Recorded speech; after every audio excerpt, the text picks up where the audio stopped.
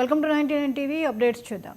తెలంగాణలో స్థానిక సంస్థల ఎన్నికలపై హైకోర్టు కీలక ఆదేశాలు జారీ చేసింది. సెప్టెంబర్ 30 లోపు ఎన్నికల ప్రక్రియ పూర్తి చేయాలని సూచించింది. ఎన్నికల నిర్వహణపై హైకోర్టులో నల్గొండకు చెందిన సర్పంచ్ల పిటిషన్ను విచారించిన న్యాయస్థానం ఈ మేరకు తీర్పును వెలువరించింది. 2024 ఫిబ్రవరి 1వ తేదీతో సర్పంచ్ల పదవీ కాలం ముగిసింది.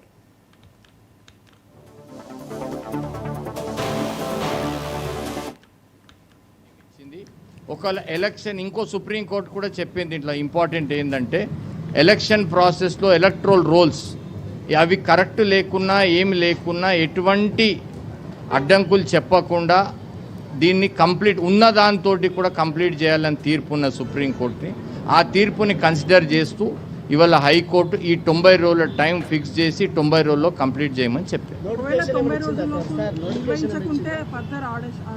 కంటెంప్ట్ అవుతుంది నేను అనుకుంటున్నాను. స్టేట్ గవర్నమెంట్ చేయదని అనుకుంటున్నాను. అయితే they will go for extension. ఏమనంటే కొన్ని కారణాలు చూపిస్తూ పోవచ్చు.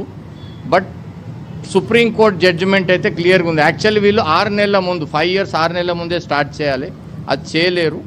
చేయకపోవడం వల్ల కోర్టుని ఆశ్రయించడం జరిగింది. ఎటువంటి నోటిఫికేషన్ ఏం చెప్పలేదు. 30 రోజులలో స్టేట్ గవర్నమెంట్ కంప్లీట్ చేస్తుంది. ఇంకా 60 రోజులలో ఎలక్షన్ కమిషన్ ప్రాసెస్ కంప్లీట్ చేయాలని చెప్పింది. 30 రోజుల టైం ఇచ్చింది. ఒకవేళ ఎలక్షన్ ఇంకో సుప్రీంకోర్టు కూడా చెప్పింది. ఇంట్లో ఇంపార్టెంట్ ఏంటంటే ఎలక్షన్ ప్రాసెస్లో ఎలక్ట్రల్ రోల్స్ అవి కరెక్ట్ లేకున్నా ఏమి లేకున్నా ఎటువంటి అడ్డంకులు చెప్పకుండా దీన్ని కంప్లీట్ ఉన్న దాంతో కూడా కంప్లీట్ చేయాలని తీర్పు ఉన్న సుప్రీంకోర్టుని. ఏదైతే గ్రామాలలో ఈరోజు పాలన అస్తవ్యస్తం అయిందో మరి ఈరోజు ప్రభుత్వానికి చెంపపెట్టు విధంగా ఈ తీర్పునియడం అనేది చాలా సంతోషంగా ఉంది. ఎందుకంటే ఇప్పుడైనా కళ్ళు తెరిచి మరి 3 నెలల్లోపు ఎన్నికలు నిర్వహిస్తే గ్రామాలు బాగుపడతాయని చెప్పి మేము ఈ సందర్భంగా భావిస్తూ ఉన్నాము.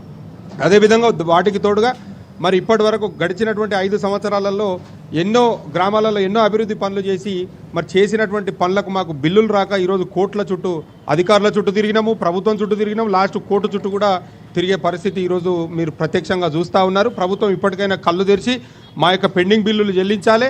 అదేవిధంగా ఎన్నికలు కూడా సకాలంలో నిర్వహించాలి. ఆరోగ్యవంతంగా ఉన్నటువంటి ఈ తెలంగాణ గ్రామాలను తెలంగాణ పల్లెలను మరి అభివృద్ధి దశలో తీసుకుపోవాలని చెప్పి మేము ప్రభుత్వాన్ని డిమాండ్ చేస్తూ ఉన్నాం.